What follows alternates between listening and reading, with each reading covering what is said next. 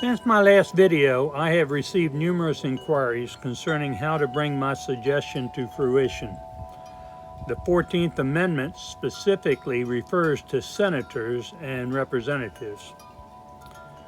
They are described as being capable of giving aid or support to someone with violent tendencies, someone who has no hesitancy to take the life of fellow citizens who oppose him.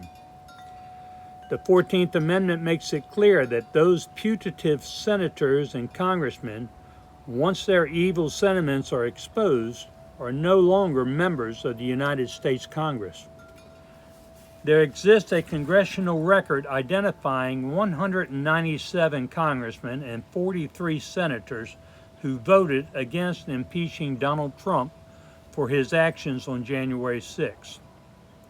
It matters not what their reasons were for voting against impeachment. The putative leader of the Senate, John Thune, after voting against impeachment said, and I quote, "My vote to acquit should not be viewed as exoneration for his conduct on January 6, 2021, or in the days and weeks leading up to it.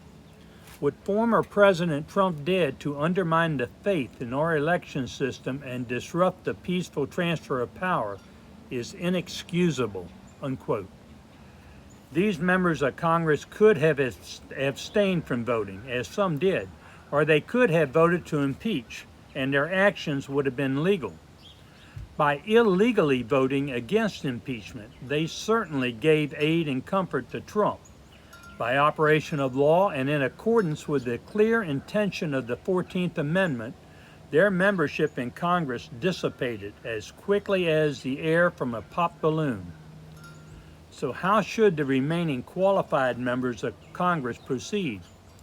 I suggest the following procedure is outlined in the Constitution. Section 5 of the 14th Amendment and even the U.S. Supreme Court says Congress shall have power to enforce by appropriate legislation the provisions of Section 3.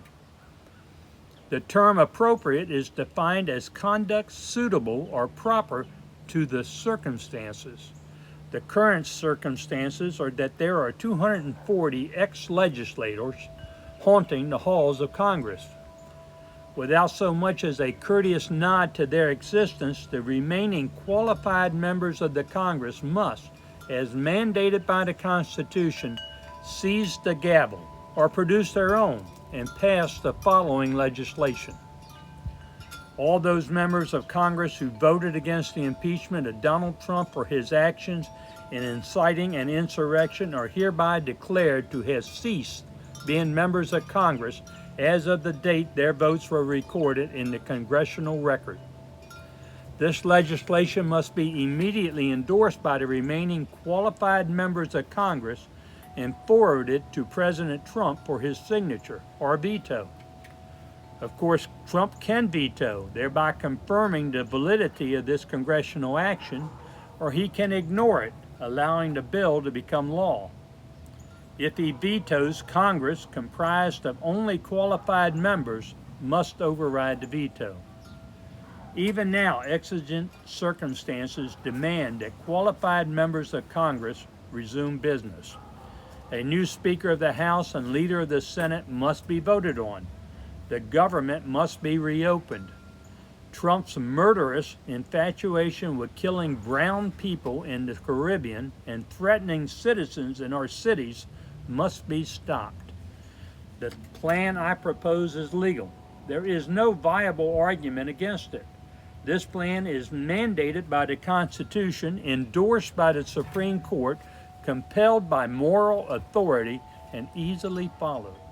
Lives, jobs, government services, democracy, and a return to decency are all awaiting this action. Those who oppose this plan should be reminded that continued support for Trump is not just morally wrong, it violates 18 U.S. Code 2383, which carries a penalty of 10 years imprisonment.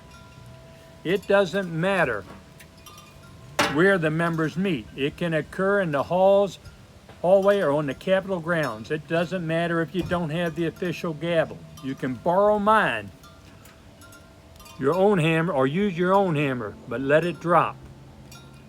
2383 means saving democracy.